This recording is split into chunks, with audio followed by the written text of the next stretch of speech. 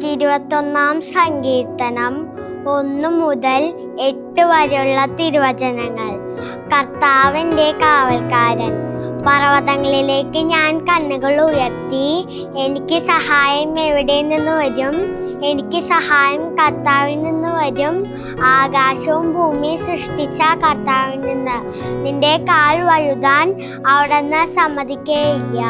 നിന്നെ കാക്കുന്നവൻ ഉറക്കം തൂങ്ങുകയില്ല. ഇസ്രായേലിന്റെ പരിപാലകൻ മയങ്ങുകയില്ല, ഉറങ്ങുകയില്ല. കർത്താവ് നിന്റെ കാവൽക്കാരൻ. നിനക്ക് തണലേകാൻ അവിടുന്ന് നിന്റെ വലത്തുഭാഗത്തുണ്ട്. പകൽ സൂര്യനോ രാത്രി ചന്ദ്രനോ നിന്നെ ഉപദ്രവിക്കുകയില്ല.